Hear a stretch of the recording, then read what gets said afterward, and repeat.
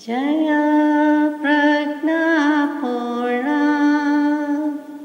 प्रभु परमगीतस्वी जगने दया दृष्टियाचु अरज मुझ आप चरणे महामुक्ति मार्ग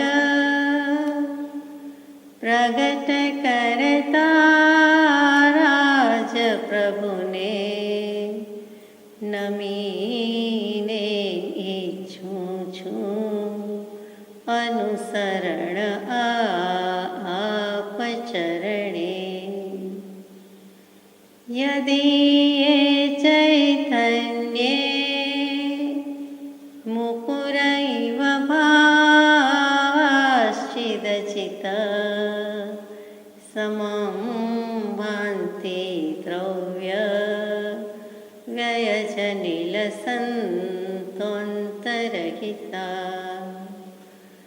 जगत्साक्षी मार्ग प्रकटन परो भानुरिवयो महावीर स्वामी नयन पथगामी भवतु मे। सत्श्रुतने नमस्कार, तारक त्रिपुटीने नमस्कार, असीम उपकारी आत्माने नमस्कार, महावित्रोने नमस्कार, महाविત્રો સમાન મુરબ્બીઓ મુમુક્ષુને નમસ્કાર। પરમ કૃપાળુ દેવ પ્રણીત વચનામૃતજી પત્રાંક 264 ભક્તિ માર્ગ સૌથી સર્વોત્કૃષ્ટ એનું સૌથી ચડિયાતું એવું આ રહસ્યાત્મક હે પ્રભુનું પદ રાળજ ભાદરવા સુદ 8 વિક્રમ સંવત 1947 તારીખ 11/9/1891 શુભ ધન્ય પવિત્ર દિવસે લખાયેલું આ પદ અને તેમાં આપણે 3 કડીનો યથાશક્તિ વિચાર કર્યો। હવે આપણે આગળ જઈએ। 9/11 યાદ રહી જાય એવું છે। 11/9/1891 તે ગોઝારો હતો અથવા તો ત્રાસવાદીનો ત્રાસ હતો। અહીંયા સંસારના ત્રાસથી ત્રસ્ત જીવોને ઉગારી લેવા માટે ધ્યાનરૂપી અગ્નિથી કર્મો બાળીને ક્ષય કરીને નિર્વાણ પ્રાપ્ત થઈ જાય તેવો ભક્તિ માર્ગનો સર્વોત્કૃષ્ટ પદ મૂક્યું છે। હે પ્રભુ શું કહું દીનાનાથ દયાળ, હું તો દોષ અનંતનો ભાજન છું કરુણાળ। આ હે પ્રભુ મારી તો કંઈ વાત કીધી જાય એવી નથી, હું શું કહું ને શું ન કહું એ સર્વજ્ઞ પ્રભુ આપ તો બધું જાણો છો, કંઈ લેશ અજાણ્યું નથી। છતાં મારા પક્ષે ફરજ છે, કર્તવ્ય છે કે મારે મારા ભાવ વિદિત કરી દેવા જોઈએ, મારી પરિસ્થિતિનું બયાન કરવું જોઈએ। એટલે હું કહું છું કે હું તો મિથ્યાત્વના કારણે અનંત દોષનું ભાજન છું। અનંત દોષનો ઢગલો, પાત્ર, ધામ, ઠેકાણું, સ્થાન જે કંઈ હોય તે હું છે, કેમ કે હુંમાં જ અહંકાર વગેરે રહેલો છે। એટલે હું પણું છે, માત્ર હું છું એ ભાવ નથી થયો અને હું તો અશુદ્ધ ભાવમાં જ છું, એટલે કે શુભ અથવા અશુભ ભાવમાં છું, એટલે શુદ્ધ ભાવ મુજમાં નથી સર્વ તુજરૂપ, નથી લઘુતા કે દીનતા, શું કહું પરમ સ્વરૂપ। મારામાં એવી લઘુતા નથી, દીનતા નથી, પરમ દૈન્ય આવ્યો નથી, પરમ વિનય પ્રગટ્યો નથી, શુદ્ધ ભાવ, શુદ્ધ ઉપયોગ એટલે કે સમ્યક દર્શન થયું નથી, મિથ્યાત્વ છે એની મોકાણ છે, એટલે આટલા અનંત દોષ લઈને ફરું છું। બાકી આત્માના અનંત ગુણ પણ મારી પાસે જ છે, તો પછી હું અનંત દોષનો ઢગલો કેમ કહું, તેમ છતાં કહેવું પડે છે। નથી આજ્ઞા ગુરુદેવની અચળ કરી ઉર્માઈ, આપ તણો વિશ્વાસ દૃઢ ને પરમાદર નહીં। કે મેં કોઈ દિવસ સદગુરુદેવની આજ્ઞા જ ઉઠાવી નથી, અને ઉઠાવી હોય તો એને અચળ કરીને હૃદયમાં સ્થાપી નથી, એટલે ઉર ઉદ્યાનમાં મંડાણ કર્યા નથી। વળી આપ તણો એટલે હે સદગુરુદેવ, હે પરમ કૃપાળુદેવ, આપનો પણ મને વિશ્વાસ રહ્યો નહીં, અને મને મારા શુદ્ધાત્મામાં, આપ એટલે તમે અને આપ એટલે પોતે આત્મા, એટલે કે મને મારામાં પણ વિશ્વાસ નથી। આત્મવિશ્વાસ ન હોય તો જીવ કઈ રીતે આગળ વધે, અને તેથી મેં કંઈ દૃઢ કર્યું નહીં, મજબૂત કર્યું નહીં, અને પરમ આદર પણ મને આવ્યો નહીં। આગળ જઈએ। હજુ આગળ બધી વિધિ ચાલે છે, ગતવિધિ ચાલે છે કે જોગ નથી સત્સંગનો, નથી સત્સેવા જોગ, કેવળ અર્પણતા નથી આશ્રયનો યોગ। હે પરમ કૃપાળુ દેવ, હે પરમાત્મા, મને જોગ નથી, શેનો જોગ નથી? ગમે ત્યારે કહીએ છીએ જોગ નથી, જોગના ઘણા ઘણા અર્થ થાય. અહીંયા શું અભિપ્રેત છે કે જોગ નથી સત્સંગનો, મને સદગુરુ મળ્યા નથી, સત્પુરુષ મળ્યા નથી, અથવા મને એમનો સત્સંગ થાય એવી કોઈ જોગવાઈ નથી, યોગવાઈ નથી, એટલે એ જોગ થતો નથી. અને બીજો જોગ શું, તો કે હું એને જોગ થયો નથી, હું એને યોગ્ય થયો નથી. સત્પુરુષ તો અનંતકાળમાં નથી મળ્યા, ન મળ્યા હોય એવું બને નહીં. જ્યારે મળ્યા ત્યારે હું અનઅધિકારી, હું અયોગ્ય, હું અપાત્ર, અને તે પ્રમાણે મને પણ કાંઈ થઈ શક્યું નહીં. એટલે બે રીતે થયું નથી, બે હાથે તાલી પડે. કાં તો હું સત્શિષ્ય કોઈ વાર થયો નહીં, સુપાત્ર સત્પાત્ર થયો નહીં, અને કાં તો મને સત્પુરુષ મળ્યા નથી. કાં તો સામી વ્યક્તિ એટલે કે અસદગુરુ કે કુગુરુ છે, એટલે કે સદગુરુ નથી, પણ પોતાની પાત્રતા પ્રગટી હોય તો તેને સદગુરુનો મેળાપ નિમિત્ત ગમે ત્યાંથી હાજર થાય અને થાય જ. એટલે વાંક ઓળિયો ઘોડિયો ક્યાં આવ્યો? છેલ્લે પોતાના પર જ આવ્યો કે મને સત્સંગનો જોગ નથી, મને સત્સંગનો યોગ થયો નથી, હું યોગ્ય થયો નથી સત્સેવા જોગ. મને સત્સંગ મળતો નથી. કૃપાદેવ કહી ગયા કે 500 યોજન ફરશો તોય આત્મા પામેલો જીવ નહીં મળે, આત્મજ્ઞાની નહીં મળે, સત્સંગ નહીં મળે. એટલે જેને આપણે બધા સત્સંગ કહીએ છીએ, ત્યાં કૃપાદેવ કહે છે કે જીવને સત્સંગનું જ ઓળખાણ નથી, સત્પુરુષનું ઓળખાણ નથી, સદગુરુનું ઓળખાણ નથી. એમ કહેતા એમાં આવી ગયું કે એને સત્સંગનું જ ઓળખાણ નથી, કે જે સદગુરુ કે સત્પુરુષમાં સદ્ધર્મ તત્વ રહ્યું છે, સદગુરુ તત્વ રહ્યું છે, સત્સંગ તત્વ રહ્યું છે, એનું ઓળખાણ નથી. બધા જ એમ કહેવાના કે અમે સત્સંગ કરીએ છીએ, પણ સત્સંગ તો કોઈકનો જ હોય છે. અને પરમ સત્સંગ, પરમ કૃપાળુદેવ જેવા જ્ઞાની પુરુષનો, પરમાત્માનો સત્સંગ તો ભાગ્યે જ જવલ્લે જ કોઈક જીવોને ક્યારેક જ હોય છે. તો જોગ નથી સત્સંગનો, વળી નથી સત્સેવા જોગ. આ સાચા પુરુષ ધારો કે મળે, દેખાય, કંઈક તો એની સેવામાં રહેવાનું, એની આજ્ઞા ઉપાસવાનો, પણ મને કાંઈ જોગ નથી થતો. એટલે કે સત્પુરુષ મળતા નથી, મળે છે તો હું એનું કાંઈ કરી શકતો નથી. જેમ આપણે ઘણીવાર કહીએ કે ઘર આંગણે છે, ઘરમાં છે, ગામમાં છે, નગરમાં છે, શહેરમાં છે, અથવા આ કાળમાં છે, આ પૃથ્વીના પટ પર છે, રીચેબલ છે, આપણે પહોંચી શકીએ એમ છીએ, છતાં પણ આપણે એનું કાંઈ કરી શકતા નથી. સેવા ઉપાસના એટલે માત્ર શારીરિક સેવાની વાત તો અહીંયા છે જ નહીં, પણ માનસી સેવાની વાત છે કે એમણે કીધેલી આજ્ઞા હું ઉપાસી શકતો નથી, કાંઈ પણ કરી શકતો નથી સત્સેવા જોગ. કેવળ અર્પણતા નથી આશ્રય અનુયોગ.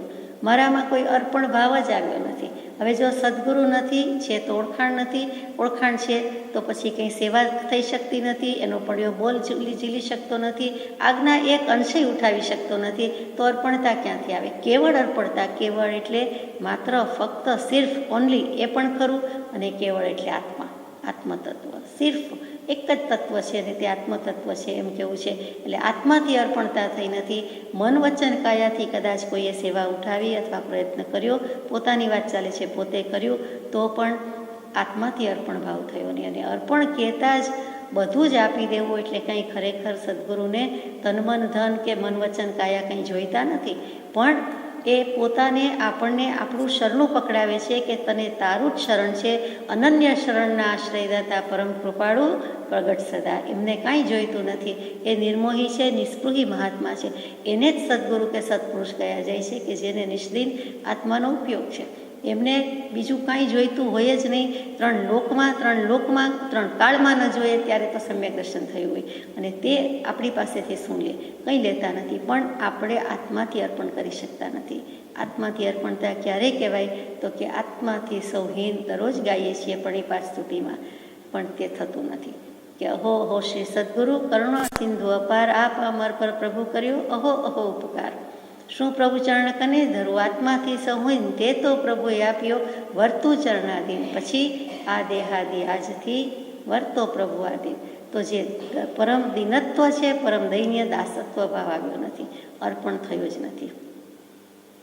આનંદગંજી મહારાજ 5મા સુમતિનાથ ભગવાનના સ્તવનમાં બહુ જ સુંદર ગવડાવે છે, લખી ગયા છે.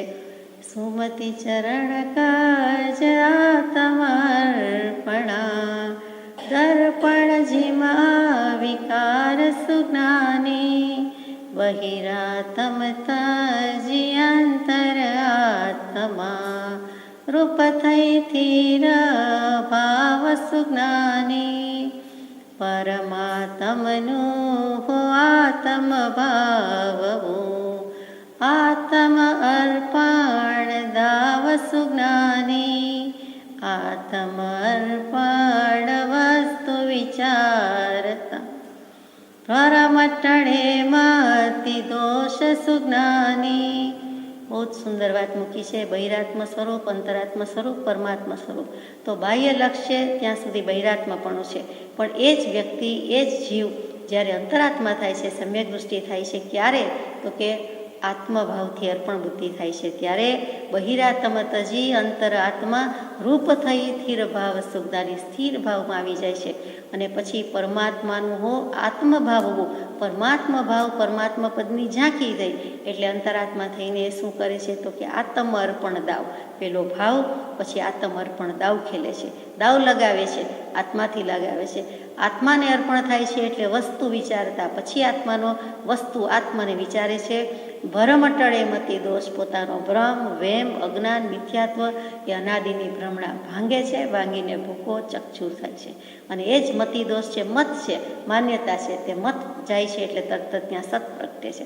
પછી તો કે પરમ પદાર્થ સંપત્તિ સંપજે આનંદ ઘન રસ પોષ સુજ્ઞાની. પછી આનંદગંજી મહારાજ એમ કહે છે કે આત્માના આનંદ, આત્મા આનંદરૂપ છે, આત્મા ઘન સ્વરૂપ છે, ચૈતન્ય ઘનનો જે આનંદ છે એ પ્રગટે છે અને પરમ પદાર્થની સંપત્તિ આવી જાય છે. પણ મારામાં કેવળ અર્પણતા જ નથી, એટલે હું અર્પણ ભાવથી કરી શકતો નથી. 84મા પત્રમાં મૂકી દીધું છે કે પ્રથમ સદગુરુને જેવા ભાવથી પડાય તેવા ભાવથી સર્વકાળ રહેવા માટેની વૃત્તિ, તૈયારી, ઈચ્છા જે કહો તે તત્પરતા રાખી અને એવા ભાવ રાખીને પડી જા. 2-5 વર્ષ કર્યું, 2-5 દિવસ કર્યું, 2-5 મહિના કર્યું એમ નહીં, પણ જે ભાવથી પડાય તે ભાવ છેક આ જીવન મરણ પર્યંત ટકી રહે ત્યાં સુધી કરવાનો છે. એટલે કે શરણ લીધા પછી છોડવાનું નથી, તે અર્પણ ભાવ કીધો છે. અને નથી આશ્રય અનુયોગ. સત્પુરુષ તો નહીં, એનો સત્સંગ નહીં, અર્પણતા નહીં. અર્પણતા તો શું, પણ એનો આશ્રય કરવા હોય હજુ હું ગાળિયા કાઢું છું. એટલે કે નથી આશ્રય અનુયોગ, એનો આશ્રય કરવો જોઈએ એવો અનુયોગ એટલે વિચાર પણ કર્યો નથી. અનુયોગ શબ્દના ઘણા અર્થ થાય. અનુયોગ કહેતા વિચાર, અનુયોગ કહેતા પ્રશ્ન, અનુયોગ એટલે ખોજ, શોધ, તપાસ, પ્રયત્ન, પરીક્ષા, અને અનુયોગ એટલે અનુકૂળ. અને જે આપણે 4 દ્રવ્યાનુયોગ કહીએ છીએ એટલે એને અનુકૂળ સુસંગત જે કંઈ વાત આવતી હોય તે, દ્રવ્યની વાત આવતી હોય, પદાર્થની વાત આવતી હોય તો દ્રવ્યાનુયોગ. પછી પ્રથમાનુયોગ, કથાનુયોગ એટલે ધર્મકથાને અનુકૂળ કે સુસંગત હોય તે બધું.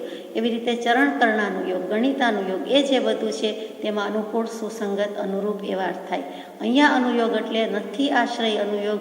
એ ભગવાન, મેં તમારા આશ્રયે પડવાનો, શરણ બુદ્ધિ રાખવાનો એવો કંઈ વિચાર પણ કર્યો નથી, અથવા તો હજુ પ્રશ્ન ઉઠ્યો નથી, ખોજ કરી નથી, પ્રયત્ન કરતો નથી. તો પછી અનુકૂળ ક્યારે થાવ? એટલે નથી આશ્રય અનુયોગ. અને ટૂંકમાં આખી ગાથાના અંતે એમ કહેવાનું થાય છે કે મારે સત્પુરુષથી જુદું કે સત્પુરુષથી વધુ કંઈ કહેવા ઈચ્છા થતી નથી, પણ એવો માત્ર આશ્રય કરવો. એટલે કે કોઈ પણ જીવે એ સત્પુરુષ મળ્યા તો એથી મારે કાંઈ ઓછું કહેવું નથી, એથી જુદું કહેવું નથી, એથી વધુ યાને વધારાનું ડાપણ કાંઈ કહેવાનું નથી, કરવાનું નથી. તો એ આશ્રય રહ્યા કહેવાય. કે જેમ કહો તેમ, જેમ આપે કહ્યું છે તેમ, જેમ આપે આજ્ઞા આપી છે તેમ, મારું કાનો માત્રા પણ ઓછું અટકું વિપરીત હોઈ શકે જ નહીં. એ પણ આશ્રય છે અને આશ્રય ભાવ છે. આગળ જઈએ. હું પામર શું કરી શકું એવો નથી વિવેક, ચરણ શરણ ધીરજ નથી મરણ સુધીની છે.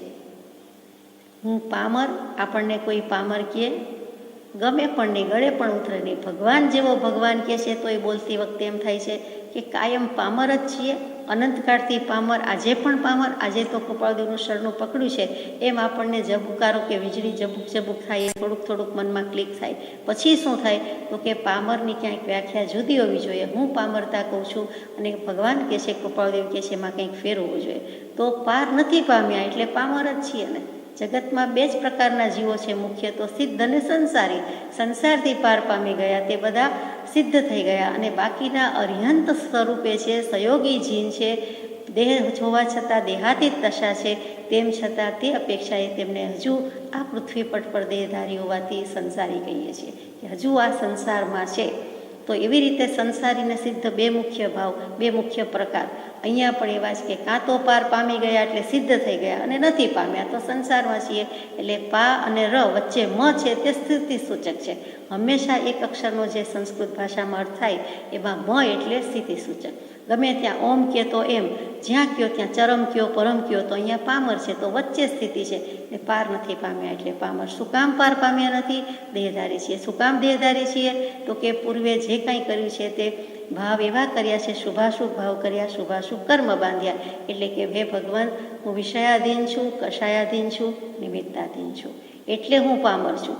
હજુ સુધી પાર પામ્યો નથી, કેમ કે કર્મ ભાવ અજ્ઞાન છે, મોક્ષ ભાવ નિજવાસ. પણ હું કર્મને જ આગળ ધરું છું કે મારા કર્મ, મારા ફૂટલા કર્મ, અકર્મીનો પડ્યો કાણો. પણ હું એમ વિચારતો નથી કે હું આત્મા અનંત શક્તિનો ધણી, હું અનંત શક્તિનો સ્વામી, અનંત સામર્થ્ય મારામાં અને ભગવાનમાં, શુદ્ધાત્મામાં કોઈ ફરક નથી. એમણે સ્વરૂપ પ્રગટાવ્યું છે, મારે પ્રગટાવવાનું બાકી છે. એમની પાસે જે દંસણ, નાણ, ગુણ બધા છે, ચારિત્ર ગુણ છે, બધા ગુણ છે, તો સિદ્ધાંતથી નિશ્ચયથી કોઈ ભેદ નથી. અંતર્યામી રે સ્વામી સાંભળો, શીતલ જીન તુજ મુજવી જ્યાં તરો, નિશ્ચયથી નહીં હોય દંસણ, નાણ, ચરણ, ગુણ જીવને સહુને પૂરણ હોય. અંતર્યામી રે સ્વામી સાંભળો. તો ફેર ક્યાં આવ્યો? તો કે એ જ કે વિષયાધીન, નિમિત્તાધીન. તો હું શું કરી શકું એવો વિવેક નથી. બીજી બધા શાસ્ત્રોમાં, વિચારસાગર વગેરે વેદાંતના શાસ્ત્રોમાં 4 પ્રકારે જીવો મૂક્યા છે: પામર, વિષયી, આર્ત, જિજ્ઞાસુ, જ્ઞાની. એટલે જિજ્ઞાસુ જ્ઞાનીને એકમાં મૂકી દીધા. તો પામરને, વિષયીને બધાના મૂક્યા છે. જેમ આપણે બહિરાત્મા, અંતરાત્મા, પરમાત્મા કહીએ તેવી જ રીતે વિશેષણ મૂક્યા છે. તે પામરતા પણ આવી જ કંઈક છે કે વિષય વૃત્તિમાં જ લીન રહીએ છીએ, એમાં જ રતપત રહીએ છીએ. મારે કંઈક કરવા જેવું છે, આત્માનું કરવા જેવું છે, એવો વિવેક જગતમાં કેટલા જીવને છે અથવા કેટલા જીવને હોય? કેટલા જીવની વાત મૂકી દો તો આપણે આટલાથી અટકી જઈએ અને આપણી વાત કરીએ કે આપણને કેટલો છે એવો વિવેક થાય છે કે હું શું કરી શકું. હું કાંઈ કરી શકવાને શક્તિમાન નથી. એક દ્રવ્ય બીજા દ્રવ્યને કાંઈ કરી શકતું નથી. એક તણકલાના 2 કટકા કરવાની સત્તા પણ અમે ધરાવતા નથી. એમ કૃપાળુદેવ લખે, એમ જ્ઞાની પુરુષો પોકારીને કહીએ તો આપણે શું કરી શકીએ? એટલે એવી નમ્રતા, દીનતા, લઘુતા આવી જવી જોઈએ, એવી પંગુતા વેદાઈ જવી જોઈએ કે હું તો કાંઈ કરી શકું તેમ નથી, પણ મારે નિમિત્ત જોઈએ. ઉપાદાન બળવાન થાય તો જ થાય છે, પણ મારે નિમિત્ત જોઈએ. મારે સદગુરુ રૂપી, સત્સંગ રૂપી, સત્પુરુષ રૂપી નિમિત્ત જોઈએ તો હું કાંઈક કરી શકું. પણ એવો ભાન જ નથી, એવો વિવેક જ આવ્યો નથી. મને મારું પામરપણું જ સમજાયું નથી કે આને પામરપણું કહેવાય. હું વિષય ઇન્દ્રિય આધીન છું એમ થાય, પણ એવું થયા પછી કરવું શું જોઈએ? અથવા તો એવું છું અને સદગુરુ સત્પુરુષ એ પ્રમાણે નથી, એવો પણ કંઈક ભાવ કે વિવેક ઉગતો નથી. જો થાય તો એ પામરપણું સમજાયું કહેવાય.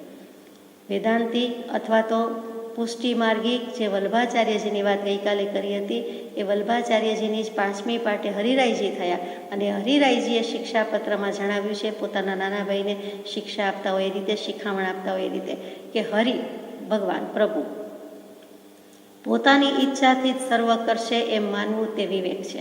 એટલે કે હરિ ઈચ્છા સુખદાયક માનવી, હરિને આધીન છોડી દેવું, હરિ ઈચ્છા. ત્યાં હરિ ઈચ્છાના અર્થ આપણે ઘણીવાર અત્યાર સુધીમાં જુદા જુદા વિચાર્યા છે કે પ્રારબ્ધ, તો પ્રારબ્ધ પૂર્વે આરંભેલું હોય તે આવે છે તે, તો પૂર્વે પરાક્રમ કોણે કર્યા? એ પણ આત્માએ પોતે જ કર્યા છે. એટલે હરિ ઈચ્છા કહેતા ભૂત ભવોમાં, ભૂતકાળમાં પણ આપણા આત્માએ જે કર્યું તે જ હરિ છે. બીજો તો કોઈ કરવા આવ્યો નથી, બીજો તો બાંધવા આવ્યો નથી, તો તે હરિ છે.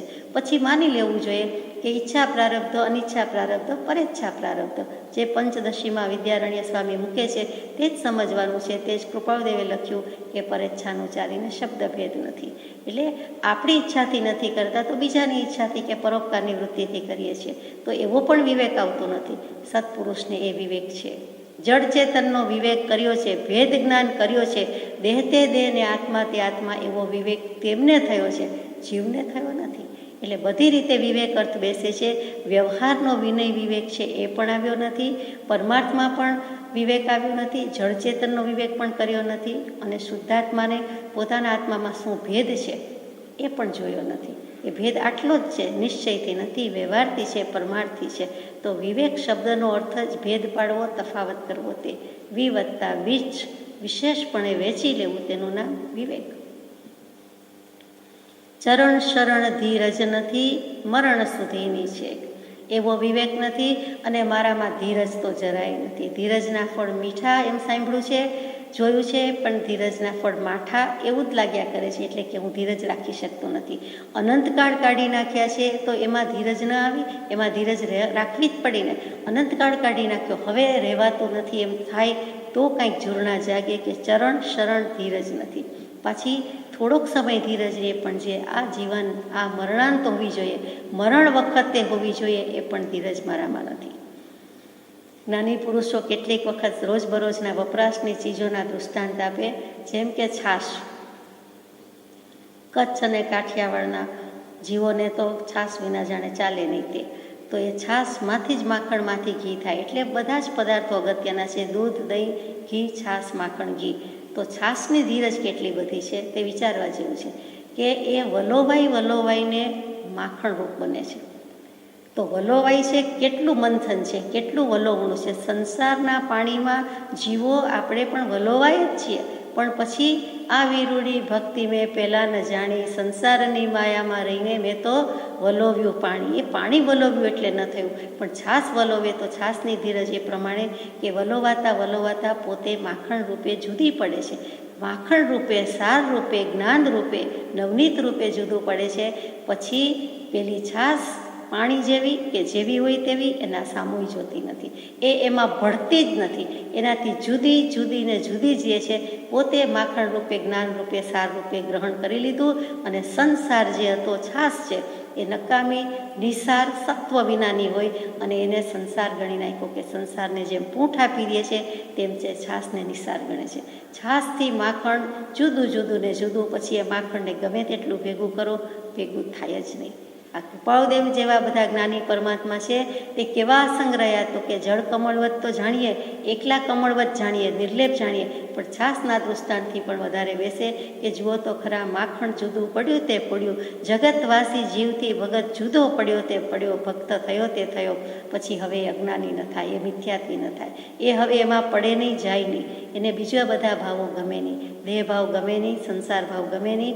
તેવી સત્પુરુષના શરણમાં રહીને, એના શરણમાં રહીને આરાધીને એવી ધીરજ હું રાખી શકું તો બરોબર, પણ તે તો હજી મારામાં આવી નથી કે આવતી નથી.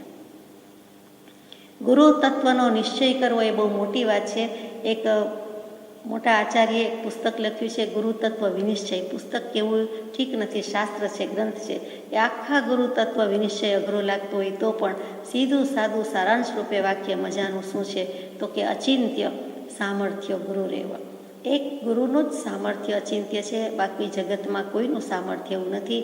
જે ગુરુ સહયોગી જીન કે કેવલીને પણ આપણે કહીએ છીએ, એટલે કે અરિહંત પદનું મહાત્મ્ય ગાયું છે, ગુરુપદનું મહાત્મ્ય ગાયું છે, સિદ્ધ પદનું ગાયું નથી. કેમ કે શીર્ષક જ આપ્યું છે ગ્રંથનું, ગુરુ તત્વ વિનિશ્ચય. તો સદગુરુ કે સત્પુરુષનો નિશ્ચય થાય, આશ્રય થાય તો આપણને ધીરજ રહે, બાકી રહી શકતી નથી. એટલે ચરણ શરણ ધીરજ નથી, મરણ સુધીની છે. ધ્રુવને, પ્રહલાદને, બીજા તો અનેકાનેક દૃષ્ટાંત છે કે કેટલી ધીરજ અવગાહી છે. અંબાલાલભાઈ જેવા અંબાલાલભાઈ, પરમ કૃપાળદેવના ગણધર તુલ્ય અંબાલાલભાઈ, આત્મસિદ્ધિજીની રચના વખતના એકમાત્ર સાક્ષી, અને 1.5 કલાક સુધી એક કી ટસે, એક કી ધારે ફાનસ પકડી રાખ્યો. ખબર પણ નહોતી કે 1.5 કલાક થશે. આપણે તો 1 મિનિટ ખબર હોય તોય રાખી શકતા નથી, 10 મિનિટ રાખવાનું હોય તોય સ્થિરતા રહેતી નથી. તો એ પ્રભુ, એ ગણધર તુલ્ય પ્રભુ, એ પૂજ્ય અંબાલાલભાઈ, અને તે અંબાલાલભાઈ જેવાને પણ કૃપાળદેવ લખે છે કે ધીરજ રાખજો, ખેદ નહીં કરતા, શૂરવીરપણું ગ્રહીને ચાલતા, મોક્ષ પાટણ સુલભ જ છે. એટલે ધીરજનો ત્યાગ નહીં કરતા અને ખેદનો ત્યાગ કરી દેજો. એમને કંઈક અંશે પ્રમાદ આવવાનો હતો, કંઈક માયાના અંશ આવવાના હતા. તો કૃપાળદેવના જ્ઞાનમાં જણાયેલું હતું, ઝળકેતું, અને ઝળકાટ હતો એટલે એમણે કહી દીધેલું કે જતું રહેશે, અમે મળ્યા છીએ પણ જતું રહેશે, વચ્ચે પાંદડું આવરણ આવી જશે પણ જતું રહેશે. અને એ પ્રમાણે બન્યું. તો ત્યાં તેવા પુરુષને પણ ધીરજ રાખવાનું કહે તો આપણી તો વાત જ નથી કે ચરણ શરણ ધીરજ નથી, મરણ સુધીની છે. અચિંત્ય તુજ મહાત્મ્યનો નથી પ્રફુલ્લિત ભાવ, અંશન એકે સ્નેહનો ન મળે પરમ પ્રભાવ. હે ભગવાન, મને આ ગુરુનું કે ભગવાનનું મહાત્મ્ય જ આવ્યું નહીં. અચિંત્ય તું જ મહિમા છે એમ બોલી જાઓ. આત્મા અચિંત્ય ચિંતામણી સ્વરૂપ, જીન ભગવંત અચિંત્ય ચિંતામણી, ધર્મ જૈન ધર્મ વિતરાગ ધર્મ અચિંત્ય ચિંતામણી, પણ એનું કાંઈ મહાત્મ્ય લાગતું નથી. બોલવા ગાવામાં કહું છું, વેદાઈ જવું જોઈએ, ભાસી જવું જોઈએ, કે જે ભાષણથી પોતાનું ભાવ ભાષણ થઈ જાય, જેના દર્શનથી પોતાના આત્માનું દર્શન થઈ જાય, સમ્યક દર્શન થઈ જાય, મિથ્યાત્વને તિલાંજલિ આપી દઈએ, એવું થતું નથી. અચિંત્ય તુજ મહાત્મ્યનો ખરેખર તો આ જગતમાં સૌથી વધુ મહત્ત્વનું શું છે? તો કે આત્મા જેવો કોઈ દેવ નથી. આ જગતમાં સૌથી વધુ મહત્ત્વનું આત્મા જ છે. એમ પણ આપણે જાણીએ છીએ કે જળ ચેતનમાં ગમે તેવી જળ વસ્તુ હોય, જળમાં જળનાર નથી આત્મતત્વ. જળ કોઈ દિવસ ચેતન થાય નહીં, ચેતન જળ ન થાય. જે ધામધૂમ ધમાલ છે તે બલિયારી ચૈતન્યની છે, જીવંતતાની છે, ધબકતા હૃદયની છે, ધબકતા પ્રાણની છે. તો ચૈતન્યનું મહત્ત્વ સ્વીકાર્યું જ છે, તેમ છતાં ભૂલી જાય છે. પોતે પોતાની શંકા કરે, પોતાના અસ્તિત્વની શંકા કરે, અને પોતાને પરિચયની ઓળખાણની આ કેવી અજબ ગજબની વાત છે. તો કે અચિંત્ય તુજ મહાત્મ્યનું, શુદ્ધાત્માનું મને કોઈ મહાત્મ્ય નથી, સદગુરુનું નથી, મને મારું નથી, મને કોઈ ભગવાનનું મહાત્મ્ય નથી. હે પ્રભુ, મેં તોય કોઈ દિવસ તારા મહાત્મ્યનો વિચાર જ કર્યો નથી. આમ કૃપાળુદેવે પણ એક વખત કહી દીધેલું છે કે અરે રે, જીવે બધું કર્યું, બધા જીવો બધું કરે છે, પણ એને મહાત્મા પ્રત્યે જ મોહ ન આવ્યો. બધા પ્રત્યે મોહ કર્યો, સ્નેહ કર્યો, પ્રેમ કર્યો, રાગ કર્યો, પણ કોઈ દિવસ મહાત્મા, શુદ્ધાત્મા, પોતાનો આત્મા, નિજ આત્મા, જીન આત્મા, ભગવાન, સદગુરુદેવ, એવા બધા મહાત્મા ઉપર એને કેમ પ્રેમ ના આવ્યો અને એને મોહ કેમ ના આવ્યો? તો અચિંત્ય તુજ મહાત્મ્યનો નથી પ્રફુલ્લિત ભાવ. જો મને મહત્તા લાગે, મહત્વ લાગે, તો મારામાં એકદમ ઉત્સાહ, ઉલ્લાસ ને ઉમંગના પૂર આવે. હું તો પ્રફુલ્લિત થઈ જાઉં, પ્રસન્ન થઈ જાઉં, આનંદિત થઈ જાઉં, પણ મને કંઈ એનો ભાવ જ આવ્યો નથી. અંશના એકે સ્નેહનો ન મળે પરમ પ્રભાવ. પૂરો ભાવ તો આવ્યો નથી, પરમ ભાવ તો આવ્યો નથી, પણ એક અંશ પણ ભાવ આવ્યો નથી. અહીંયા કૃપાળદેવે ઘણું કહી દીધું કે સ્નેહ આવ્યો નથી ને અંશેય સ્નેહ આવ્યો નથી. તો આપણને શું એક અંશ પણ સ્નેહ નથી એમ કહી દીધું કે ભગવાન પ્રત્યે પ્રેમ નથી કે શુદ્ધાત્મા પ્રત્યે? તો કે ગમે તેટલું ઢગલા બંધ રૂ હોય, પણ એ રૂને એક તણખાની જરૂર હોય તો બળીને ભસ્મીભૂત થઈ જાય. બાકી રૂ લખીએ ભરીએ કાંઈ થાય નહીં, પણ તણખો આવે, જો બાળવાનું હોય તો બળી જાય. એમ કર્મો બાળવા છે, ધ્યાનરૂપી અગ્નિ પ્રગટાવો છે.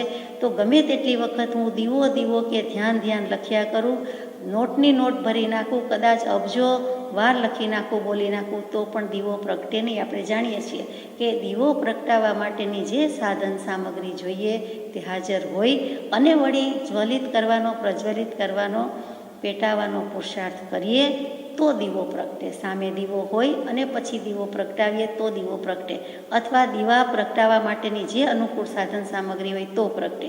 તો એવી જ રીતે એક જ ચિનગારી બસ છે, એક જ તણખલું બસ છે, એક જ તણખો બસ છે. એવી રીતે અહીંયા કહે છે કે એક જ સ્નેહનો અંશ હોય તો એકમાંથી અનેક થાય, પણ મને તો એકેય સ્નેહનો અંશ જ આવ્યો નહીં. જો એક હોય તો ગુણાકાર, સરવાળા, બાદબાકી બધું કરી જઈએ, સરવાળો તો કરીએ જ, એકમાંથી અનેક, એકમાંથી બેથી માંડીને બધું થાય, પણ અહીંયા તો મને એકેય અંશ નથી. એટલે કે સહેજ પણ કાંઈ થયું નહીં. એ જ આપણને યાદ આવે હરિહરભાઈ ભટ્ટનું કાવ્ય કે એક જ દે ચિનગારી મહાનલ, એક જ દે ચિનગારી. ચાંદો સળગ્યો, સૂરજ સળગ્યો, સળગી આબ અટારી, પણ મારું જ કાંઈ સળગ્યું નહીં, મારા આત્મામાં જ કાંઈ ક્લિક ન થયું, મને જ કાંઈ થયું નહીં, મને જ એવો ભગવાન પ્રત્યે સ્નેહ ન આવ્યો. અહીંયા અંશમાં કૃપાળદેવે નિશ્ચયથી પણ ઘણું કહી દીધું છે. અંશની વ્યાખ્યા મૂકે છે. એ શું મૂકે છે કે વસ્તુના સ્વયંસિદ્ધ, તર્ક અગોચર, નિત્ય શુદ્ધ અંશનું નામ સ્વભાવ છે. એટલે કે મને સ્વભાવનો અંશ પણ પ્રગટ્યો નહીં, હું સ્વભાવમાં એક સમય પણ સ્થિતિ કરી શક્યો નહીં, એક સમય પણ હું શૂન્ય નિર્વિકલ્પ સ્વભાવ દશાને પામ્યો નહીં. અહીંયા તો સ્વભાવ શબ્દ જ રાખવો છે, કેમ કે અંશ અને અંશીની વાત છે, ગુણ અને ગુણીની વાત છે. શબ્દ કેવો મજાનો છે, અંશ. ઘણા અંશી નામ રાખી દે, પણ વિચાર કરવો જોઈએ. અને કોઈનું નામ સાંભળતા આપણને થાય કે હું અંશ કે હું અંશી. અંશી જેનામાં અંશ છે તે તો ધર્મી થયો, જ્ઞાની થયો, ગુણી થયો, અંશી થયો, તરત જ વિચાર આવે.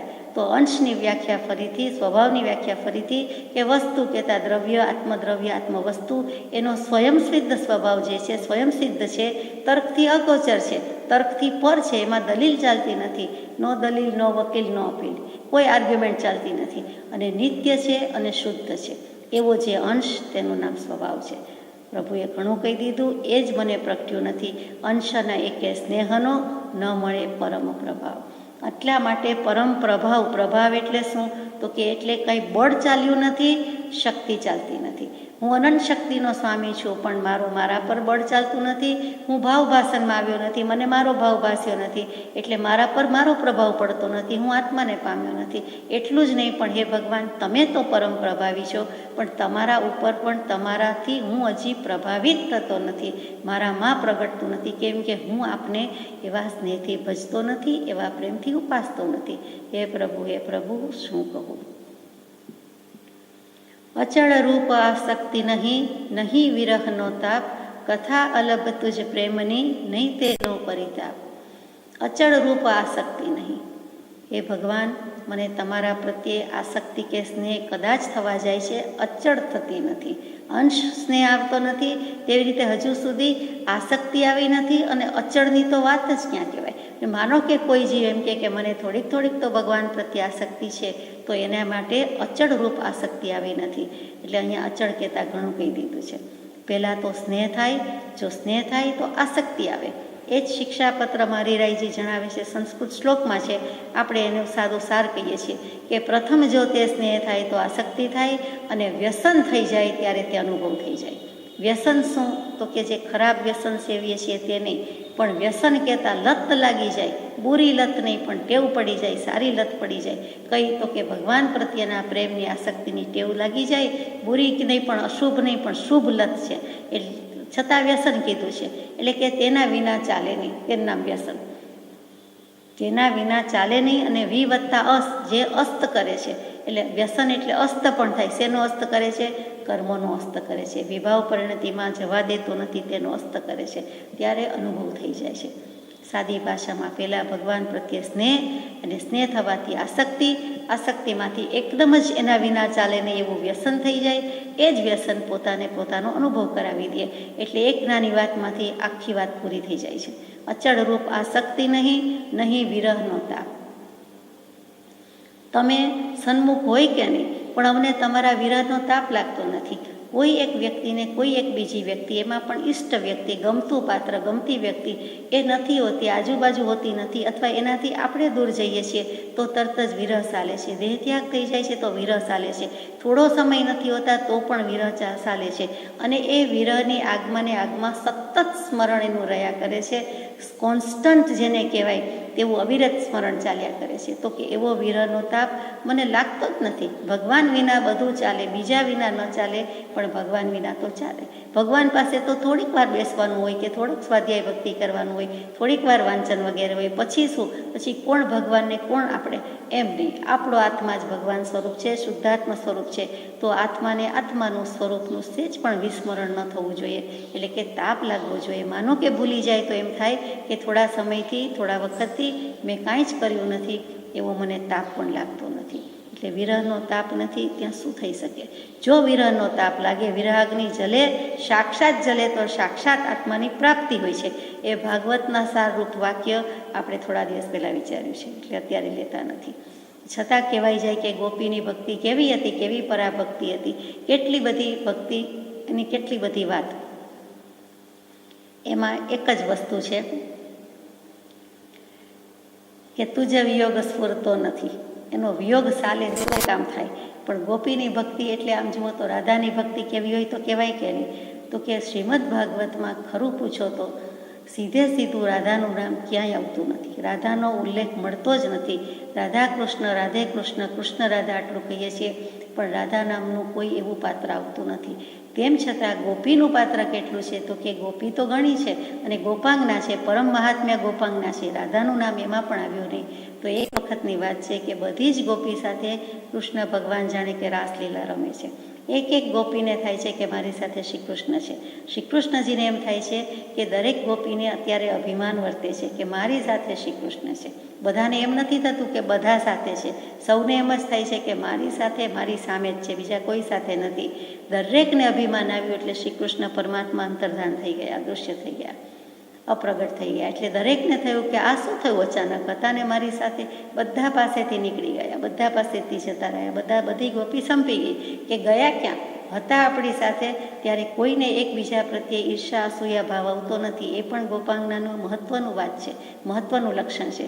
પણ મૈત્રી ભાવ છે અને થઈ જાય છે કે છટક્યા ક્યાં, કે ગયા ક્યાં, કે કોણે કેળો છેડો મૂકી દીધો, એ મૂકીને જતા રહે તો ગયા ક્યાં, પાછળ પાછળ જાય છે. પગલે પગલે જાણે ખોજ આદરે છે કે આ પગલાં એમના દેખાય છે, અહીંયા પગલાં પડ્યા છે.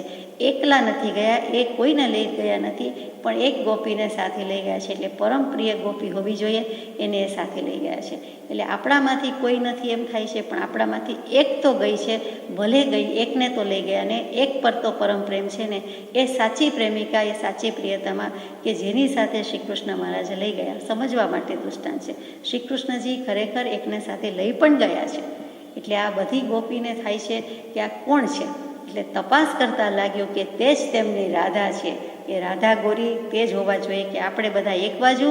અને અત્યારે રાધાનો પ્રેમ નિસ્સીમ, નિશેષ, અસીમ પ્રેમ છે કે જેથી કરીને નિષ્કામ પ્રેમ છે. એને અભિમાન નહોતું, નિરહંકાર હતું, નિરભિમાન, નિસ્પૃહપણે કરતી હતી, તેથી તેને લઈ ગયા. અને તેની સાથે જ અત્યારે બધી જ પ્રકારની સેવા શુશ્રૂષા પણ કરે છે.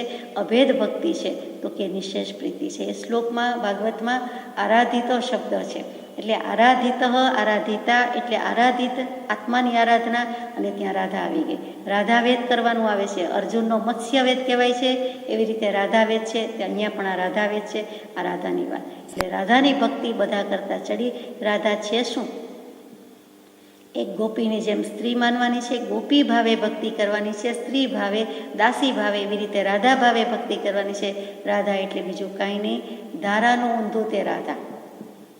શબ્દની રમત નથી, પણ એમાં રહસ્ય રહેલું છે કે કોઈ પણ જીવને જ્ઞાનની ધારા અને કર્મની ધારા, જ્ઞાનની ધારા અને યોગની ધારા, ઉપયોગની ધારા અને યોગની ધારા, બે ધારા સતત ચાલુ છે. તો એ ધારામાં એક ધારા બીજી ધારાને પલટાવી દે, બીજી ધારાનું ડોમિનન્સ થઈ જાય, જ્ઞાન ધારાનું થઈ જાય, ઉપયોગ ધારાનું થઈ જાય, એટલે બીજું સેજે બળી જાય છે અથવા તો બેસી જાય છે, ક્ષમી જાય છે. એટલે એ જ રાધા એટલે પરાભક્તિ, અથવા તો રાધા એટલે જ્ઞાનની ધારા. એટલે એ પલટાવાની વાત છે, બીજું કાંઈ નથી. પરમ પ્રેમ સ્વરૂપા ભક્તિ છે. નિશેષ ભાવે સમર્પણ ભાવ છે. આ સમર્પણ ભાવ, આ વિશુદ્ધ ભક્તિ, એનો મૂર્તિમંત અવતાર હોય તો તે મૂર્તિમતી, તો તે રાધા. એટલે તે રાધાજીનું મહત્ત્વ મૂક્યું. બાકી દેખીતી રીતે ક્યાંય ભાગવતમાં રાધાનો ઉલ્લેખ માત્ર નથી, એ વિચારવા જેવું છે. ટૂંકમાં, જો કૃષ્ણને પામવો, બાંધવો કે જીતવો હોય તો રાધા થવું પડે. તેમ કૃષ્ણ કહેતા આતમ રામને આપણે જ રામ કયો, કૃષ્ણ કયો, શિવ કયો, ગમે તે કયો, બ્રહ્મા વિષ્ણુ મહેશ સુજે તે નામ લાવો, તો ગમે તે કહો, પણ તે આત્માને, પરમ આત્માને, જે આપણે શુદ્ધ, નિરંજન, અલગ, ઈશ્વર, ચૈતન્ય, કંઈક નામ કહીએ છીએ, અનંત નામો એ સત કહેવાયું છે, એને પામવું હોય, એને બાંધવું હોય, એને જીતવું હોય તો આ રાધા ભાવે, ગોપી ભાવે ભક્તિ કરવી પડે. એટલે તેવું કહે છે કે અચળ રૂપ આસક્તિ નહીં, તેવી કાંઈ મને આસક્તિ પ્રીતિ આવી નથી, નહીં વિરહનો તાપ, મને કાંઈ એવો વિરહનો તાપ પણ લાગ્યો નથી. કથા અલભતું જ પ્રેમની, આવા પ્રેમની કથા પણ ક્યાંય સાંભળવા મળતી નથી કે વાંચવામાં આવતી નથી. આ ભગવાન અને ભક્ત વચ્ચેનો પ્રેમ, કે ભગવાન અને ભક્ત વચ્ચે જે જોડાણ છે, સેતુ છે, પુલ છે, પ્રેમનો પુલ છે, એ પણ મને ક્યાંય જોવા સાંભળવા મળતો નથી. અને એ વાંચવા, જોવા, સાંભળવા મળતો નથી. નહીં તેનો પરિતાપ, એનું કાંઈ મને દુઃખેય લાગતું નથી, એનું કષ્ટ લાગતું નથી, પીડા થતી નથી, કોઈ ખેદ લાગતો નથી. એ જ્ઞાની ભક્તો થઈ ગયા તે કહે કે લાગી લાગી રે લાગી મને પ્રેમની કટારી, લાગી કે વાગી, કલેજામાં લાગી, જુદી જાતની વાગી. પણ એ કેવી લાગી? તો કે એ લાગી કે વાગીનો આપણે વિચાર પણ કરતા નથી. એ મીરાબાઈનું પદ આવે, બોલમાં બોલમાં બોલ મારે, રાધા કૃષ્ણ વિના બીજું બોલ મારે. પણ મીરાબાઈ કેમ આવું કહે છે? શું કામ બીજું બોલતા નથી? રાધા કૃષ્ણ વિના કેમ બોલવાની ના છે? તો એ બચપણમાં આવતી કવિતામાં પણ અધ્યાત્મ ભારોભાર ભરેલું હતું. આજે તો એ જોવા મળે નહીં. એમાં ઇંગ્લિશ મીડિયમની વાત હોય એટલે તો બિલકુલ નહીં નાખવાનું. એટલે આવું થઈ ગયું છે. ત્યાં આપણે વિચાર શું કરીએ? પણ તે આપણને સૂઝે કે તે મીરાબાઈની પણ કેવી ભક્તિ, તે નરસિંહ મહેતાની કેવી ભક્તિ. એવા તો ભક્ત માળ રચાયેલી છે. 500-700 પાનમાં ભક્તોના નામની કોઈ પાર નથી, એટલું છે. પણ મુખ્ય ભક્તો આપણને જે યાદ આવી જાય તે કહીએ તો એનું કોઈ કષ્ટ, ખેદ, પીડા કેમ નથી? એટલા માટે આપણે કહીએ છીએ કે હે પ્રભુ શું કહું? લાગી છે તેને જ લાગી છે, અને તેના સંગથી જ લાગી છે. અને તે જ પીયું પીયું કંઈ પુકારે છે એ પત્ર આપણે વાંચી ગયા છીએ, યથાશક્તિ વાંચી ગયા છીએ, પણ વિચારવાનું છે અને એમાં પડી જવાનું છે કે કરવું તો તે પડશે. ભક્તિ માર્ગ પ્રવેશ નહીં, નહીં ભજન દૃઢ ભાન, સમજ નહીં નિજ ધર્મની, નહીં શુભ દેશે સ્થાન. એ ભગવાન, મારો ભક્તિના માર્ગમાં પ્રવેશ જ થયો નથી. ગમે તેટલી વાતો કરું કે ગમે તેટલું ગાવ, પણ ભક્તિ માર્ગ સર્વોત્પરી માર્ગ છે, જ્ઞાન માર્ગ પડી જવાના સ્થાનક છે. પરમ અવગાઢ દશા આવ્યા પહેલાં એમાં પડી જવાના સ્થાનક છે. 693માં પત્રમાં જ્ઞાન માર્ગની વાત કહી દીધી, ક્રિયા માર્ગની પણ વાત મૂકી દીધી. એમાં પણ અસત અભિમાન વગેરે આવી જાય એમ છે. તો પછી ભક્તિ માર્ગની સર્વોપરિતા, સર્વોત્કૃષ્ટતા બતાવી આપણે સ્વીકારીએ પણ છીએ, પણ સ્વીકારીને કંઈ કહેવું પડે છે કે મારો હજી પ્રવેશ થયો નથી, એન્ટ્રી થઈ નથી. ભક્તિ માર્ગ શું એ પહેલાં તો ખબર નથી, ખબર પડે છે તો હું એ કરતો નથી, એમાં આવ્યો નથી. એટલે ભક્તિ કહેતા જ ભક્તિનું સ્વરૂપ સમજાયું નથી, તો ભક્તિ માર્ગનું સ્વરૂપ કેવી રીતે સમજાય? અત્યાર સુધીના પત્રમાં આપણે જુદી જુદી રીતે વિચારતા હતા કે નવધા ભક્તિ કઈ છે, પરાભક્તિ કઈ છે, પરમ ભક્તિ કઈ છે. ભક્તિ શબ્દ જ મજાનો છે કે છૂટો પડી જવું, વેચાઈ જવું. ભક્ત એટલે વેચાયેલો, છૂટો પડી ગયેલો. કોનાથી? જગતથી. વિભક્ત કુટુંબ કહીએ, વેચાઈ ગયેલું કુટુંબ કહીએ. એવી જ રીતે જગતવાસી જીવથી જુદું પડી જવું, વેચાઈ જવું, તેનું નામ ભક્ત. શેનાથી થાય? તો કે ભક્તિ આવે એટલે. શુદ્ધાત્માની, પરમાત્માની કાંઈ પણ ધર્મ સંબંધી કાંઈ પણ ભક્તિ આવે એટલે એ ભક્તિ માર્ગ, અને તે છૂટો પડી જાય છે. તો ભક્તિ માર્ગમાં પ્રવેશ. ભક્ત ખરેખર ક્યારે કહેવાય? તો કે આત્મજ્ઞાન થાય, સમ્યક દર્શન થાય ત્યારે સાચો ભક્ત. સાચો ત્યારથી જ ભક્તિની સાચી શરૂઆત. અને સાચો ધર્મી પણ ત્યારે કહેવાય. ધાર્મિક કહેવાય કે ધાર્મિક થવાનો પ્રયત્ન કરીએ છીએ, સામાજિક, આર્થિક, એમ ધાર્મિક કહીએ. પણ ધર્મ પામ્યો તો કે ધર્મ પામ્યો, જ્ઞાન પામે તે જ્ઞાની, ધર્મ પામે તે ધર્મી, અને ભક્તિ કરે તે ભક્ત. એટલે ત્યારે જ સાચું કહેવાય. શરૂઆત જ ત્યાંથી છે. આ તો બધું એકડા પહેલાંના મીંડાના જેવું છે કે બધા મીંડા છે પણ એકડા પહેલાંના છે. ગમે તેટલા મૂકે, કમ્પ્યુટર તો પહેલાં મીંડા જ મૂકે, પછી એકડાથી શરૂઆત થાય. આગળ લખવું જ પડે. એકડો હોય તો બાજુમાં મીંડું ન થાય, એટલે 0 1 લખવાનું. એટલે ત્યાંથી જ શરૂઆત થાય. ઊંધું જ બધું છે. તો કે ભક્તિ માર્ગ પ્રવેશ નહીં, નહીં ભજન દૃઢ ભાન. ભજન શું કહેવાય એ ક્યાંથી ખબર પડે? જો ભક્તિ શું એ ખબર નથી, ભક્તિ માર્ગ ખબર નથી, તો ભજન શું એ મને ખબર નથી, એનું ભાન નથી. અને માનો કે કોઈ જીવને અંશે ભાન થયું તો કે દૃઢ ભાન થયું નથી. સાચો શબ્દ દૃઢ જ છે, દ્રઢ નથી. તો કે દૃઢ કહેતા લક્ષ્ય કે એકાગ્રતા મને જોઈએ તેવી થઈ નથી. એટલે કે ભાન કહેતા લક્ષ્ય, અને દૃઢ ભાન કહેતા લક્ષ્ય કયો, તન્મયતા કયો કે એકાગ્રતા. એકાગ્રતા શું છે? તો કે એક કહેતા આત્માને આગળ રાખીને ચાલે તે એકાગ્રતા. એવી કાંઈ મને તદાકરતા થઈ નથી. સમજ નહીં નિજ ધર્મની, નહીં શુભ દેશે સ્થાન. એવી એકાગ્રતા થાય તો આત્મજ્ઞાન જ થઈ જાય, આત્મા પામી જઈએ. એટલે એવું થયું નથી. એટલે એ થયું નથી એટલે મને મારા ધર્મની જ ખબર નથી. સમજ નહીં નિજ ધર્મની, સ્વધર્મ, આત્મધર્મ કોને કહેવાય એ જ ખબર નથી. ભક્તિનું સ્વરૂપ સમજ્યો નથી, અર્થાત ધર્મનું સ્વરૂપ સમજ્યો નથી. એટલે મને ખબર જ નથી. આત્માનો ધર્મ છે એ ખબર હોવી જોઈએ. કયો ધર્મ છે? તો કે વસ્તુનો સ્વભાવ તેનો ધર્મ. પછી સમ્યક દર્શન, સમ્યક જ્ઞાન, સમ્યક ચારિત્ર, રત્નત્રયી પ્રાપ્ત કરે તો તે ધર્મ. 10 લક્ષણ ધર્મ તો તે ધર્મ. ઉત્તમ, ક્ષમા, માર્દવ, આર્જવ, સત્ય, શૌચ, સંયમ, તપ, ત્યાગ, અકિંચન્ય, બ્રહ્મચર્ય, એ 10 ધર્મ છે. એ બધો ધર્મ છે એ તો મને ખબર જ નથી. આત્માને પહોંચાડવાનો છે, ધર્મ પમાડવાનો છે, એ તો મેં માન્યું જ નહીં. હું તો ગચમત સંપ્રદાયમાં જ રહ્યો. એટલે કે જુદી જુદી જાતના મતમાં હોવાથી એને મેં ધર્મ માન્યો છે.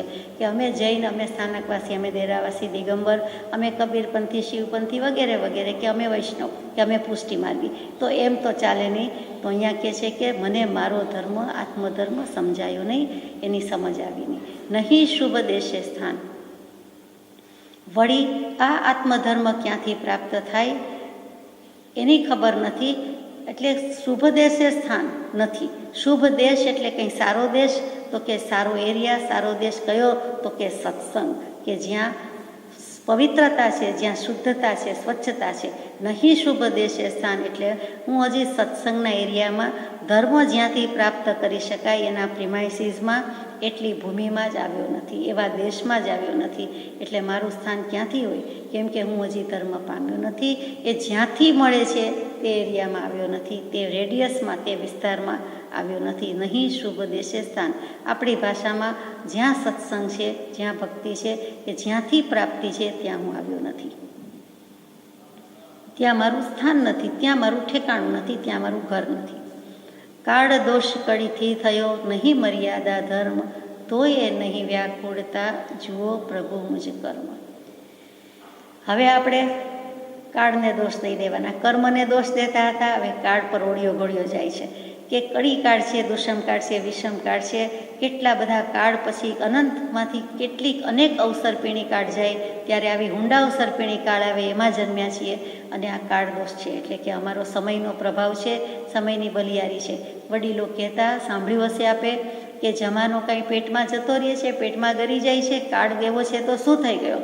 વાત સાચી છે કે આપણા જેવા કે બધા એવા હીન પુણ્ય, મંદ પુણ્ય, એવા બધા અશુભ ભાવવાળા જીવોને કારણે કાળ વગોવાય છે, નિંદાપાત્ર થાય છે.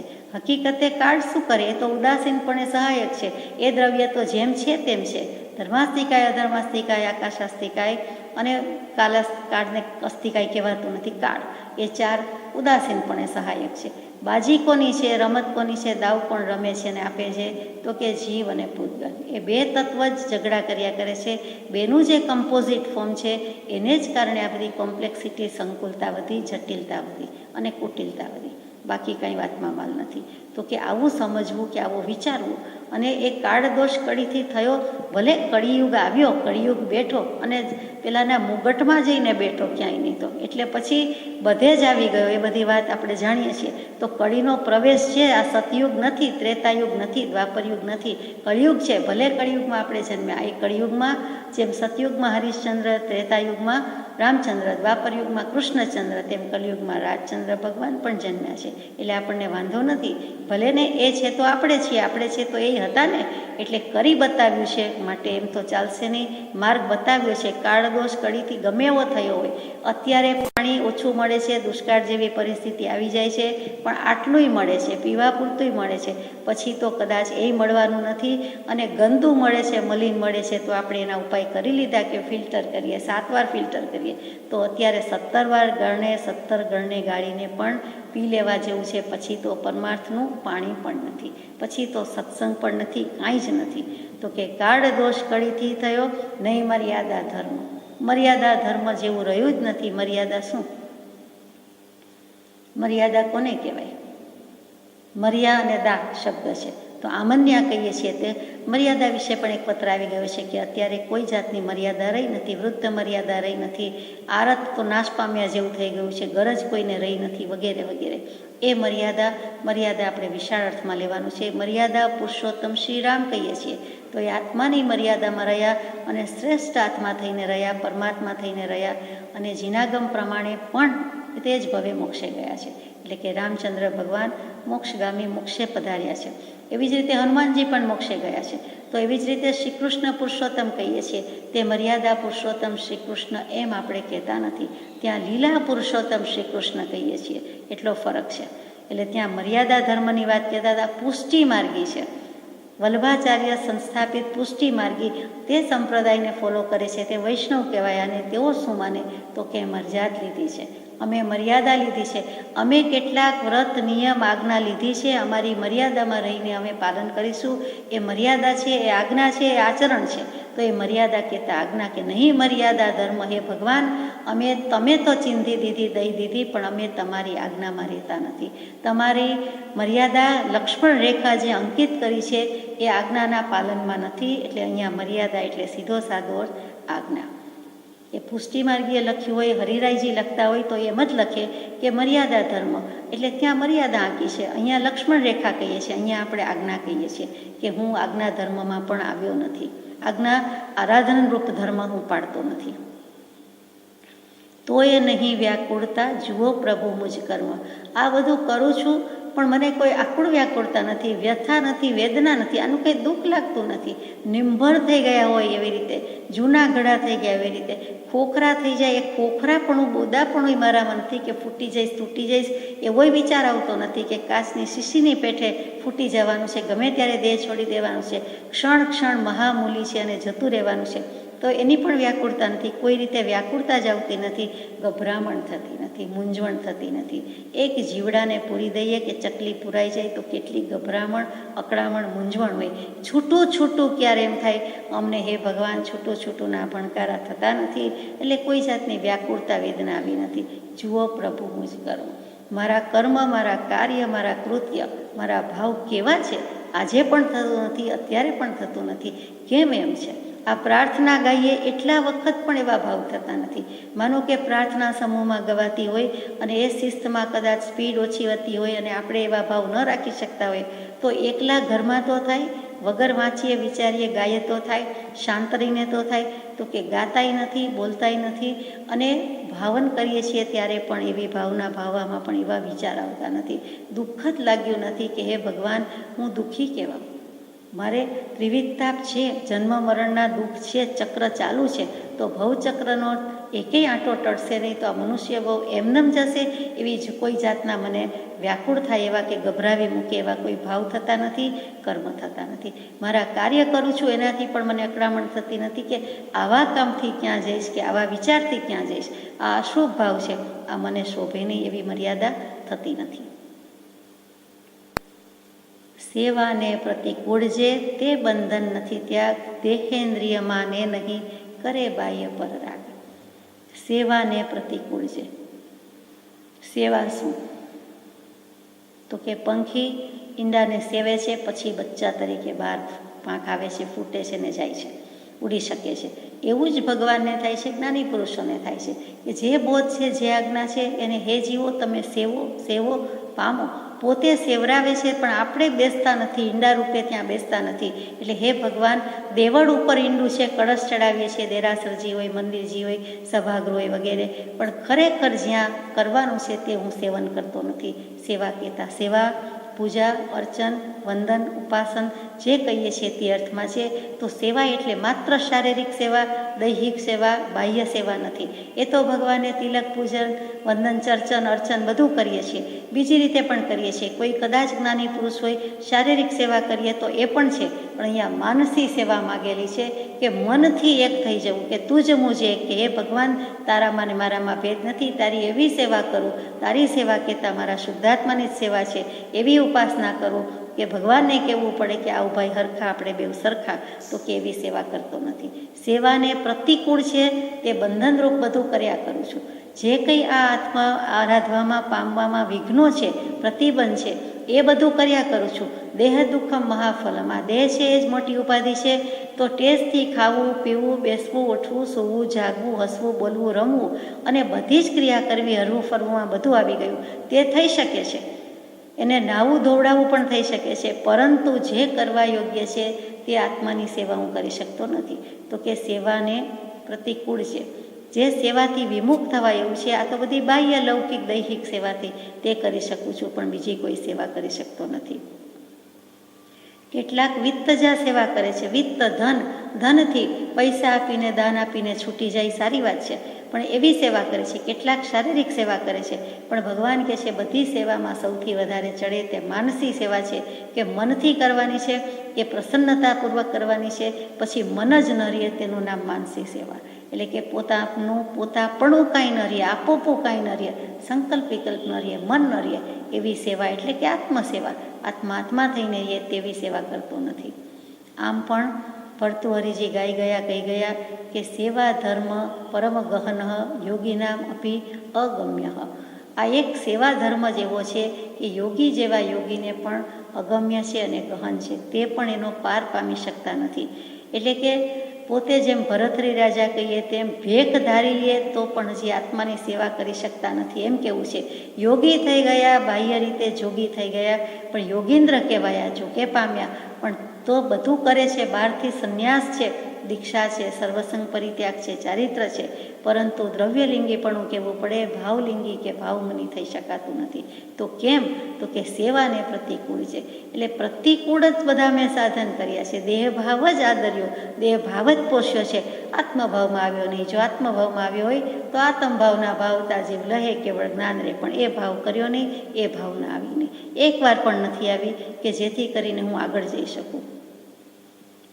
અહીંયા ઉપાસના સેવા બધાનો સરવાળો એક જ શબ્દમાં કે આજ્ઞા પાલન કર્યું નહીં. આજ્ઞા આરાધવામાં જે કંઈ પ્રતિકૂળતા છે, જે અંતરાય છે, લોક પ્રમાણ અંતરાઈ રહ્યા છે એની ના નહીં, પણ તેને અનુકૂળ વર્તન જ કર્યું છે. એટલે કે ઉપસર્ગો પરિસહો અનુકૂળ થાય એનું વર્તન કર્યું છે, એ કેમ ન આવે એનું વર્તન કર્યું છે. પણ એથી પર થઈને વિમુખ થઈને મારે જે કરવું જોઈએ તે કર્યું નથી. જે કાંઈ પ્રયત્ન કર્યા એ પ્રતિકૂળ કર્યા, તેથી મને બંધનરૂપ થયા છે. વધુ ને વધુ આટા કર્યા છે, બંધન થયા. ત્યાગ કર્યો નથી, એવા સાધનનો મેં ત્યાગ કર્યો નહીં, એવા ભાવનો ત્યાગ કર્યો નથી. દેહેન્દ્રિય માને નહીં. આ દેહ અને ઇન્દ્રિય મારું માનતા જ નથી, તો એ માને કે આત્મા માને. આત્મા શેઠ કે દેહ શેઠ છે? તો કે આત્મા શેઠ છે, એટલે તો આત્મા શ્રેષ્ઠ કયો.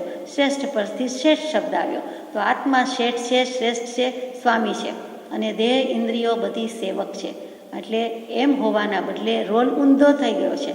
વળી બધા કે ડબલ રોલમાં છે, પણ ડબલ રોલમાં રહેવું નથી. ડબલ રોલમાં તો છીએ જ, પણ ડબલ રોલ કાઢી નાખવાનું છે. આત્માએ અંતર્ગત ન્યારું રહેવાનું છે, નિરાળું રહેવાનું છે. તો એ કહે તેમ થવું જોઈએ. શરીર માગે એટલે એને આપી દેવું એવું નથી. જીભ માગે એટલે એને એ પ્રમાણે આપવું એમ નથી. મન જે માગે તે દુરિચ્છા કરે તો તેને ભૂલી જવી, અટકાવવી, તેને આપીને સંતોષ પમાડવાનો નથી. એટલે અહીંયા દેહેન્દ્રિય માનતી નથી, પણ ન શું માને, આત્મા હું માલિક છું, મારું કીધું આંખ કરે, મારે જોવું હોય તો જોઉં, ન જોવું હોય તો જોઉં. આત્મા શું કામ એવો ભાવ કરે? ભાવ કરે એટલે મન મગજમાં ઓર્ડર જાય, મગજ પછી ઓર્ડર આપવાનું કામ આંખને કરે એટલે આંખ જોવે. એવી રીતે જીભને કહે એટલે ચાખે, એવી રીતે હાથ પગને કહે એટલે તે પ્રમાણે ક્રિયા કરે, વિષયોમાં પ્રવર્તન થાય. તો દેહને ઇન્દ્રિયને મારે કહેવું જ નથી. આત્માની પ્રેરણા હોય તો જ આ બધું થાય. તો પ્રેરક બળ તો આત્મા છે, તો શું કામ એવું કરે? તો કે મારા દેહેન્દ્રિય માનતા નથી અને કરે બાહ્ય પર રાગ. આજ સુધી જ્ઞાની પુરુષો ઠોકીને કહે છે કે અનિત્ય પદાર્થ પ્રત્યેની પ્રીતિ છોડો, આસક્તિ છોડો. પણ અનિત્ય પદાર્થ, દેહ પણ અનિત્ય પદાર્થ છે, એની જ પ્રીતિ રહી છે. દેહાધ્યાસ જ પોઈસો છે. દેહમાં જ હું જડ થઈને રહ્યો છું. સજ્જડ કોને કહેવાય? તો કે સત વત્તા જડ. તો કે સત પ્રત્યે જડતા જેવો થઈ જાય એટલે સત આત્મા છે. આત્મા હોવા છતાં, પોતે સત સ્વરૂપ હોવા છતાં સજ્જડ જે દેહ છે, પૂતગલ છે, એની સાથે જડ ભાવ કરી નાખ્યો છે. એની સાથે ચોંટી ગયો છે, વળગી ગયો છે, લાકડા જેવો જડ થઈ ગયો છે. તે પોતે આત્મા અને દેહ એક મેઘ થઈ ગયા છે એમ માને છે. હું તે જ દેહ અને હું તે આત્મા નહીં, એવો ભાવ કરી દીધો છે. તે બાહ્ય પર રાગ કર્યા કરે છે. ગાંધીજી જેવા ગાંધીજીને પણ કૃપાળદેવે પત્રમાં મૂક્યું કે અનિત્ય પદાર્થ પ્રત્યે મોહ બુદ્ધિ હોવાને લીધે જીવને આવ્યા બાદ સમાધિ સુખ ભાનમાં આવતું નથી. છે તો આત્મા પાસે જ.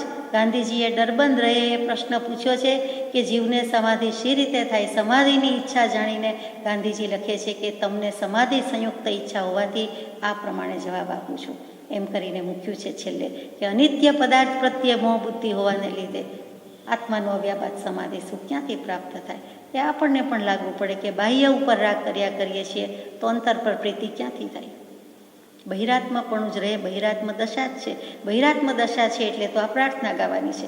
એટલે બાહ્ય દશા મૂકશે, બાહ્ય ભાવ છોડશે, એનું મહાત્મ્ય ઘટશે એટલે અંતરમાં તો પરિણમવાનો જ છે. 11મી ગાથા. તુજ વિયોગ સ્ફુરતો નથી, વચન નયન યમ નાહી, નહીં ઉદાસન ભક્તથી તેમ ગૃહાદિક માહી. તમારો ભગવાન મને ક્યાંય વિયોગ જ લાગતો નથી. એટલે પરમાત્માએ ભૂલી જઈએ છીએ અને પોતે પોતાને ભૂલી જાય છે. પોતે પોતાને ભૂલે ત્યારે જ કેટલીક ક્રિયા, કર્મ, ભાવ, પ્રવર્તન થાય. આપણને ભૂલ્યા ન હોઈએ, પોતાના આત્માને યાદ રાખ્યો હોય તો એ વખતે આપણે કાંઈ કરી શકવાના નથી. આપણે સ્વરૂપના સ્મરણમાં છીએ, સ્વરૂપના ભાનમાં છીએ, સ્વરૂપના ભાવમાં છીએ. એટલે સંકલ્પ વિકલ્પ કરી શકતા નથી. તો આત્મા કોઈને ઓર્ડર પણ આપી શકવાનો નથી. એ ક્યાં રહે છે? પોતાના ભાવમાં રહે છે. એ સ્વભાવમાં છે, સમભાવમાં છે. એ બીજે જાય જ નહીં. બીજે ગયો એટલે જ પોતાને પોતાનો વિયોગ થયો. એ બીજ એક અને બે જ વસ્તુ છે. એક અને અન્ય, એક અને બીજું. આપણે એકબીજાને, અન્યોન્યને, પરસ્પર સાથે જઈએ, સાથે કરીએ, એ જે બધા ભાવ છે તે જ તો મૂકવાના છે. તો કે તું જે વિયોગ સ્ફૂરતો નથી, એમ છે એવું લાગતું જ નથી. કયો ગવડાવો ત્યારે લાગે કે હું મારા આત્માને ભૂલી ગયો. ક્ષમાપનામાં પણ એ જ વચન પહેલું મૂક્યું. હે ભગવાન, પોકાર કરે છે, આમંત્રણ આપે છે, સાંભળો મારી ધા સાંભળો, અને એકરાર કરું છું તે સાંભળો, પ્લીઝ સાંભળો. પછી હું બહુ ભૂલી ગયો. એટલે હું બહુ ભૂલી ગયો શું? તો કે હું મને જ ભૂલી ગયો છું. બધું જ ભૂલી ગયો નહીં, પણ બહુ ભૂલી ગયો. સ્વરૂપનું અજ્ઞાન, સ્વરૂપને આવરણ, હું આત્મ સ્વરૂપ છું એ જ ભૂલી ગયો. હું દેહાદી સ્વરૂપ નથી એ ભૂલી ગયો.